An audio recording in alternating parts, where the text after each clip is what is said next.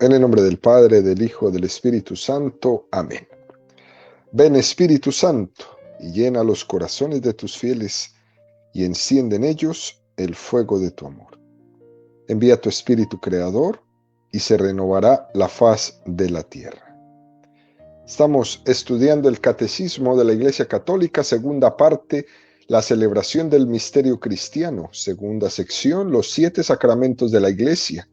Capítulo primero, los sacramentos de la iniciación cristiana. Artículo tercero, el sacramento de la Eucaristía. Estamos en el sexto apartado donde el Catecismo dedica 20 números al estudio del tema que tiene como título El banquete pascual. El día de hoy vamos a profundizar en los números 1396 al 1398 con el tema Los frutos de la comunión. Número 1396 del Catecismo de la Iglesia Católica dice: la unidad del cuerpo de Cristo, la Eucaristía, hace la Iglesia. Los que reciben la Eucaristía se unen más estrechamente a Cristo. Por ello mismo, Cristo los une a todos los fieles en un solo cuerpo, la Iglesia. La comunión renueva, fortifica, profundiza esta incorporación a la Iglesia realizada ya por el bautismo. En el bautismo fuimos llamados a no formar más que un solo cuerpo. La Eucaristía realiza esta llamada. El cáliz de bendición que bendecimos, ¿no es acaso comunión con la sangre de Cristo?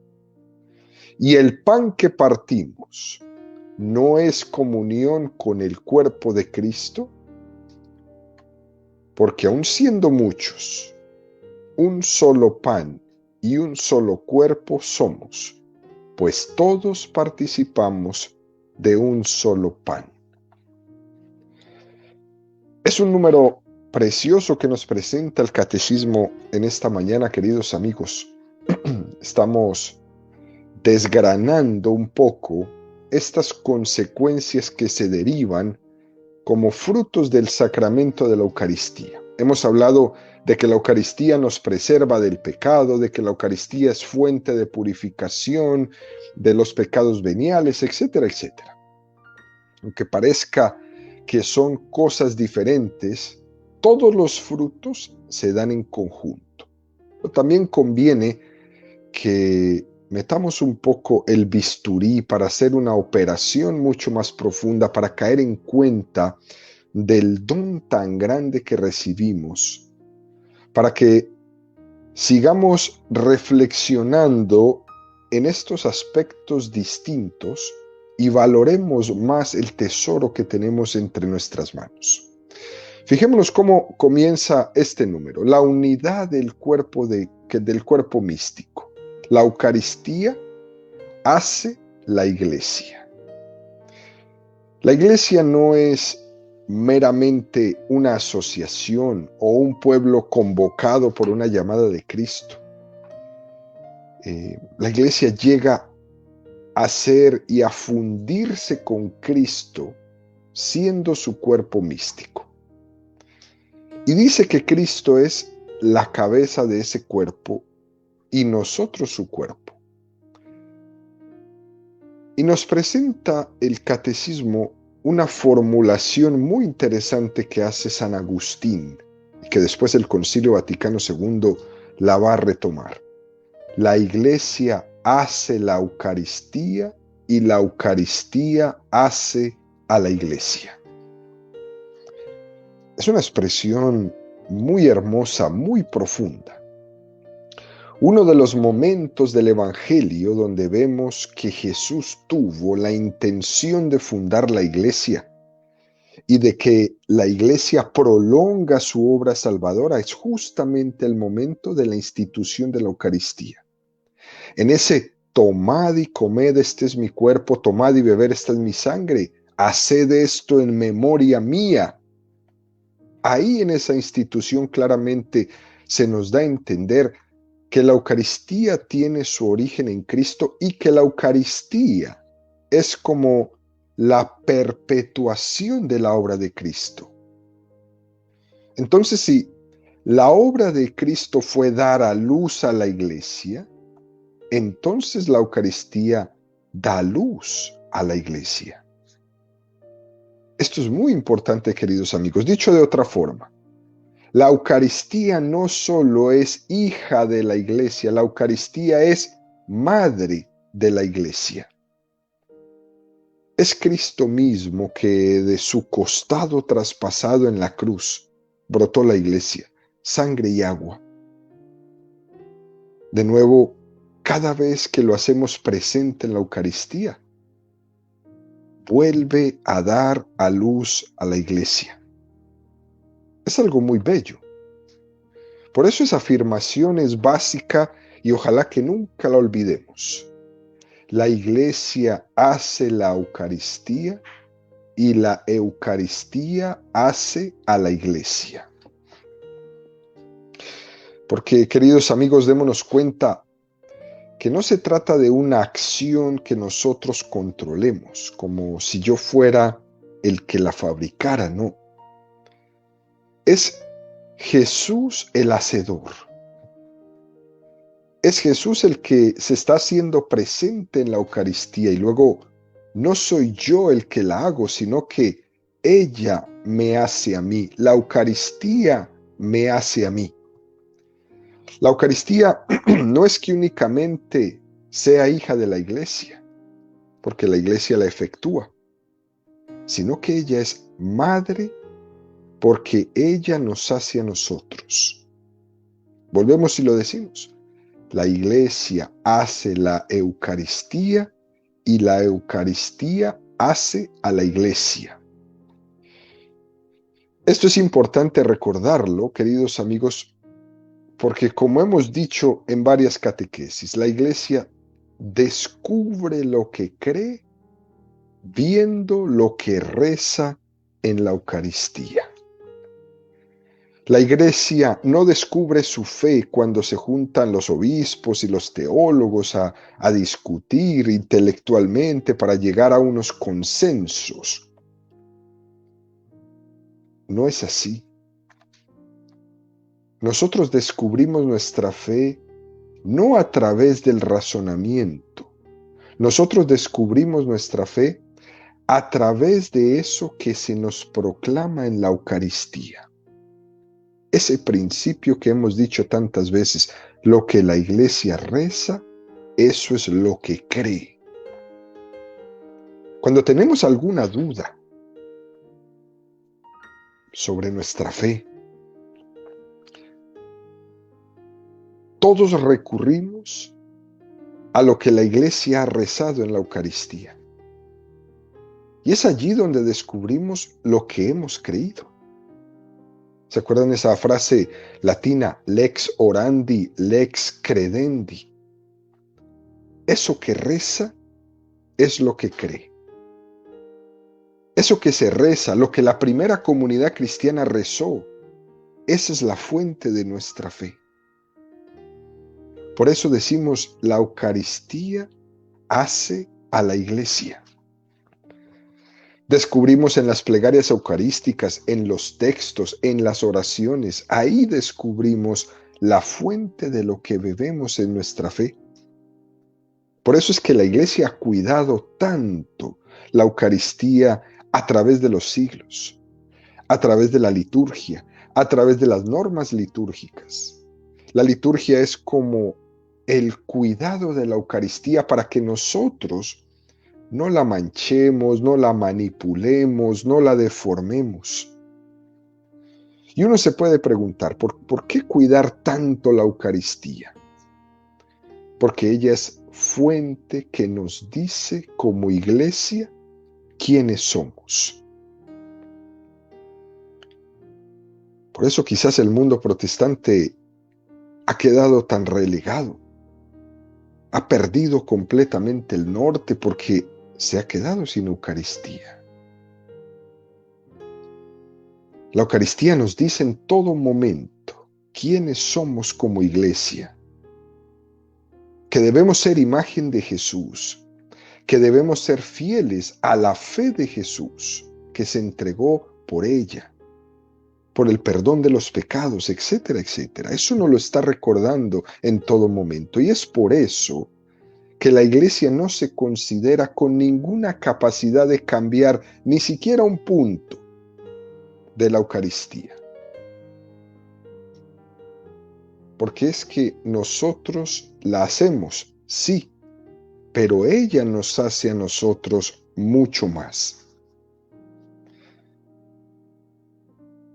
Y en este número del catecismo nos hace una referencia a otro número que ya hemos estudiado antes, el número 1118, que nos dice que los sacramentos son de la Iglesia en el doble sentido de que existen por ella y para ella. Y cuando explicábamos este número, queridos amigos, recordábamos cuando dice que los sacramentos existen por la Iglesia, decíamos que porque ella es el sacramento de la acción de Cristo, que actúa en ella gracias a la misión del Espíritu Santo.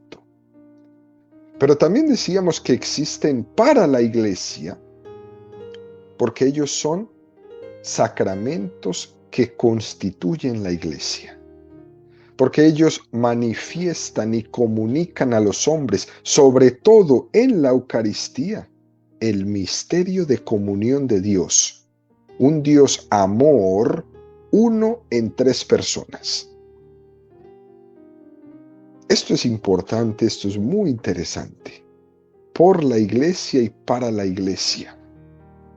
Y nos da la oportunidad de dar un paso más.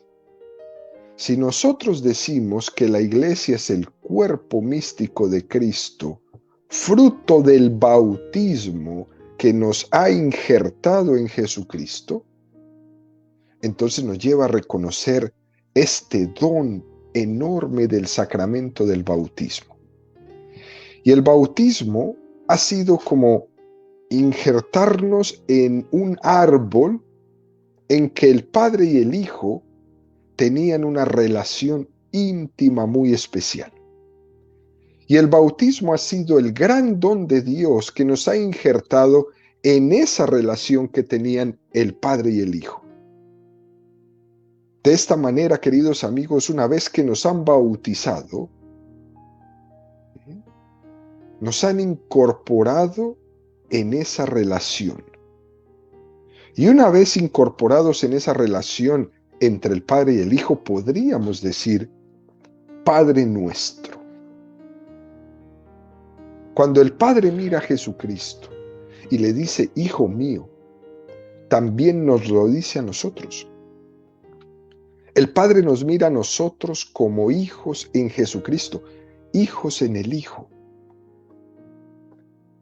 Y esto nos lo regala el sacramento del bautismo, ser hijos en Jesucristo. Y ese ser hijos se alimenta en la Eucaristía. Cada vez que asistimos a la Eucaristía y comulgamos, somos más cuerpo místico de Cristo. Por nuestra alma, por nuestras venas, corre más la vida de Cristo. Comulgar es ser más Cristo. Es verdad que el bautismo nos hace hijos, pero también es verdad que se nos llama a que esa filiación crezca. Y ese crecimiento se da por medio de la Eucaristía. Fíjense, queridos amigos, uno puede ser un hijo mediocre, uno puede ser un hijo alejado. Eso no me quita ser hijo. Pero estamos llamados a ser hijos cercanos. Y el regalo que me da la Eucaristía es ese. La Eucaristía nos hace más hijos. Nos propone el Catecismo, la primera carta a los Corintios 12:13. Pues del mismo modo que el cuerpo es uno, aunque tiene muchos miembros, Y todos los miembros del cuerpo, no obstante su pluralidad, no forman más que un solo cuerpo, así también Cristo. Porque en un solo espíritu hemos sido todos bautizados para no formar más que un cuerpo, judíos y griegos, esclavos y libres, y todos hemos bebido de un solo espíritu. Es un texto maravilloso que después va a ser inspiración en San Agustín para este sermón que nos presenta el Catecismo, el sermón 272 de San Agustín, donde San Agustín expresa: si vosotros mismos sois cuerpo y miembros de Cristo, sois el sacramento que es puesto sobre la mesa del Señor, y recibís este sacramento vuestro. Respondéis amén, es decir, sí, es verdad, a lo que recibís, con lo que respondiendo lo reafirmáis. Oyes decir el cuerpo de Cristo y respondes amén. Por lo tanto, si tú, verdadero miembro de Cristo, para que tu amén sea también verdadero. Cuando vamos a comulgar, al escuchar que el sacerdote o el ministro extraordinario de la Eucaristía nos dice el cuerpo de Cristo, nosotros decimos amén. Es una traducción de así sea. Y es una afirmación, no un deseo. El amén es una afirmación, no es deseo de comulgar, sino en amén de manifestación. Pero lo que San Agustín nos recuerda aquí, queridos amigos, si yo soy miembro de Cristo, si Cristo es mi cabeza y yo soy su prolongación del cuerpo de Cristo, cuando recibimos la Eucaristía y se dice tomad y comed, este es mi cuerpo, entonces en esta Eucaristía estamos nosotros presentes. Es la Iglesia la que se hace presente en el altar. Se está dando a luz a la Iglesia en cada Eucaristía. Cuando se consagra, se está consagrando el cuerpo de Cristo, no solo al Cristo cabeza, también al cuerpo místico de Cristo. Y al unirme yo, al decir amén, me estoy incorporando a esa iglesia que Cristo ha dado a luz en el Calvario y que da a luz en cada celebración eucarística. Es algo precioso que nos regala San Agustín en esta reflexión. Por eso es tan importante ese amén en el momento de recibir la comunión. A los catequistas que preparan a los niños para la comunión, para la primera comunión, esto es un dato que es importante. Es prácticamente lo único que se le pide al niño cuando está recibiendo la comunión, decir amén. Cuando estamos dando la comunión, a los niños se les olvida. Es bien interesante que casi hay que ayudarlos a que lo digan, ¿no? En el momento que el sacerdote les presenta la Eucaristía, el cuerpo y la sangre de Cristo, los niños en su nerviosismo se quedan como estáticos, ¿no? Se les olvida este amén importantísimo. Me estoy incorporando en ese amén a esa iglesia que Cristo ha dado a luz en el Calvario y en este mismo instante de la celebración eucarística. Dicho esto, damos un paso más. Número 1397 del Catecismo dice: la Eucaristía entraña un compromiso en favor de los pobres. Para recibir en la verdad el cuerpo y la sangre de Cristo entregados por nosotros, debemos reconocer a Cristo en los más pobres, sus hermanos. Nos regala un texto de San Juan Crisóstomo que dice: has gustado la sangre del Señor y no reconoces a tu hermano. Deshonras esta mesa, no juzgando digno de compartir tu alimento al que ha sido juzgado digno de participar en esta mesa. Dios te ha liberado de todos los pecados y te ha invitado a ella. Y tú, aún así, no te has hecho más misericordioso. Es un texto hermosísimo de San Juan Crisóstomo. Está unida la Eucaristía y el compromiso en favor de los pobres. Porque Cristo no es solamente cabeza. Cristo también está prolongado en su cuerpo místico. ¿Has gustado la sangre del Señor y no reconoces a tu hermano? Deshonras esta mesa, no juzgando digno de compartir tu alimento al que ha sido juzgado digno de participar en esta mesa. Es un texto hermosísimo. Este cuerpo, que está formado por muchos miembros, sin duda alguna, los miembros más queridos de ese cuerpo místico de Cristo son los miembros desheredados ante los ojos del mundo. Y esos desheredados ante los ojos del mundo son los predilectos en el reino de los cielos. Muchos primeros serán últimos y muchos últimos serán primeros.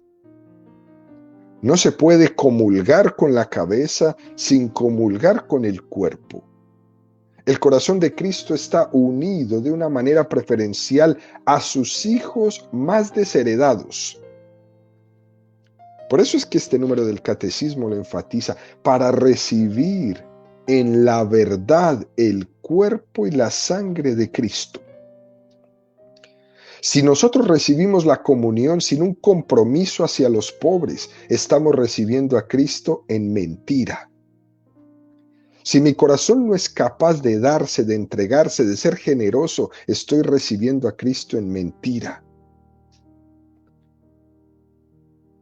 Para recibir a Cristo en la verdad, debemos reconocer a Cristo en los más pobres de nuestros hermanos. Mateo 25:40. Y el Rey les dirá: en verdad os digo, que cuanto hicisteis a uno de estos hermanos míos más pequeños, a mí me lo hicisteis. Es por tanto, queridos amigos, un don de compromiso muy grande en favor de los desheredados. Mi comunión me tiene que llevar a ser el protector de los desheredados, de los más pobres, de los más necesitados, de aquellos en los que el mundo no piensa. Pero yo, que acabo de tomar la comunión, sí pienso en ellos y sí me comprometo con ellos y sí ayudo a cambiar su vida. Fijémonos, queridos amigos, cuando estamos en el templo celebrando la Santa Misa, uno no elige quién se sienta a su lado. Sería horroroso que cada uno tuviera una silla con su nombre, porque esta es mi silla y aquí me siento yo o aquí se sienta mi familia y nadie más se puede sentar. Eso sería escandaloso. Es más, sería contra la naturaleza casi. En la Eucaristía uno se sienta y a su lado se sienta cualquier otro, porque la Eucaristía es para todos, no es privada. Nadie es dueño de ella. Pero es que además, queridos amigos, si la Eucaristía no te hace que seas más misericordioso, que seas más desprendido, entonces estás comulgando mal. Un termómetro de la calidad de nuestras comuniones es nuestra entrega, es nuestra generosidad, es nuestro desprendimiento, es nuestro darnos a los demás. Ese es el termómetro. Cuanto más unidos estemos a la cabeza del cuerpo de Cristo, tanto más unidos estaremos a los miembros más desheredados de ese cuerpo. Ese es un buen termómetro. Dicho esto, damos un paso más y el catecismo nos presenta el número 1398 que dice: la Eucaristía y la unidad de los cristianos. Ante la grandeza de este misterio, San Agustín exclama: oh sacramento de piedad, oh signo de unidad, oh vínculo de caridad. Cuanto más dolorosamente se hacen sentir las divisiones de la Iglesia que rompe la participación común en la mesa del Señor, tanto más apremiantes son las oraciones al Señor para que lleguen los días de la unidad completa de todos los que creen en Él. Es un número increíble que habla de que hay divisiones y de que la Eucaristía, uno de sus frutos, tiene que ser la unidad. En la Eucaristía se significa la unidad, pero también se significa y se visualiza la falta de unidad. Fíjense, queridos amigos, como ejemplo, cuando celebramos un banquete familiar, no sé, el día de Thanksgiving, hay un gran gozo, pero todas estas reuniones familiares también son un gran drama, porque en esa preparación, en ese banquete, en esa comida, uno visualiza los que están y los que no están. Las diferencias de la relación entre unos y otros, entre el hermano y la hermana, entre las hermanas, entre los tíos, los primos. Y la verdad que es un drama, es una gran celebración. Es un gozo estar ahí todos juntos, pero es un drama, y en ese drama se pelean y vuelven y se contentan y vuelven y se pelean, y los niños y todo el mundo. Y así son nuestras Eucaristías. Así ocurría en la parábola del hijo pródigo, cuando el padre celebra un banquete para celebrar el retorno del hijo perdido. El hijo mayor no quiso entrar. Es un drama. Cuando un sacerdote está viviendo la Eucaristía, está viviendo ese drama. El ver cómo los fieles de su parroquia, las que le han encomendado, están divididos entre ellos o ausentes algunos. Fieles que no se saludan entre ellos. Competencias, riñas, deseos de poder, de controlar. Eso pasa. Y este número 1398 del Catecismo resalta esto. Sobre todo, la división. La división, por ejemplo, de la Iglesia con los ortodoxos, la Iglesia con los protestantes, ¿no? Esas heridas enormes contra el cuerpo de Cristo y que se ven reflejadas y significadas en la incapacidad de poder comulgar. Y por eso, otra vez San Agustín nos recuerda de que la Eucaristía es sacramento de piedad, signo de unidad, vínculo de caridad. Fíjense, queridos amigos, en el viaje que el Papa Benedicto XVI hizo a Turquía el 28 de noviembre del año 2006. El Papa asistía a la liturgia que presidía el patriarca de Constantinopla, Demetrio I. Y el patriarca en su homilía decía: sufro viendo a Benedicto XVI no pudiendo celebrar con él. Y solo podía estar el Papa Benedicto XVI en un sitio, sí, preferencial, pero solo asistiendo a la liturgia ortodoxa sin participar de ella. Y decía el patriarca, sufro porque no podemos comulgar del mismo altar, porque llevamos una división desde el año de 1053 y esto no se ha podido solucionar. ¿Y por qué se dio esto? Porque no sería correcto que el Papa Benedicto XVI concelebrara con el patriarca de Constantinopla, porque esa plena unión entre las dos iglesias, la Iglesia Católica Romana y la Iglesia Ortodoxa, no se ha producido aún después de 1000 años. Y por eso lo dice incluso muy bien ese patriarca, sufro, porque la división hace sufrir. Porque somos conscientes de que esa falta de comunión nos hace sentir incómodos. Y la gente, las personas, los fieles en las parroquias cuando están divididos se sienten incómodos, incómodos por sus rupturas, por sus riñas. Y aquí es importante volver a traer esa invitación de San Pablo, nos apremia el amor de Cristo a luchar por esa unión. Esa unión entre la Iglesia Ortodoxa y la Iglesia Católica Romana, esa unión entre la Iglesia Católica y las iglesias protestantes, esa unión entre los grupos, los ministerios, los líderes en las parroquias, en las misiones, en las organizaciones, en las agrupaciones. Que en nuestra comunión se despierte un deseo y una oración intensa para que llegue el día en el que los bautizados comulguemos el mismo cuerpo y la misma sangre. Pero si yo estoy dividido y estoy comulgando mal.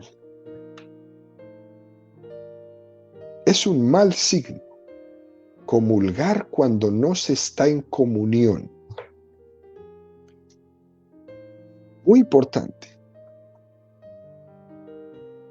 Y estar en comunión no significa que yo cedo aquí y tú cedes allá. No, no, no. No es tú y yo nos ponemos de acuerdo. No, no, no. Se trata es de llegar a una unión no entre nuestras voluntades, sino la unión de nuestra voluntad con Cristo. Esto es lo que hay que llegar. Incluso esa unidad entre los mismos obispos con el Papa, entre los mismos sacerdotes con su obispo en una diócesis, entre los mismos sacerdotes que trabajan en la misma parroquia. Todas estas divisiones, peleas, rencillas, luchas de poder, hacen que a una celebración eucarística se le impida ser celebrada de una manera gozosa. Incluso el sacerdote celebra de una manera incómoda cuando tiene ahí a sus fieles peleados entre ellos.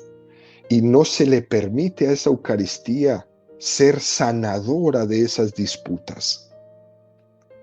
Y debemos nosotros ser conscientes que esas actitudes nos hacen celebrar mal la Eucaristía.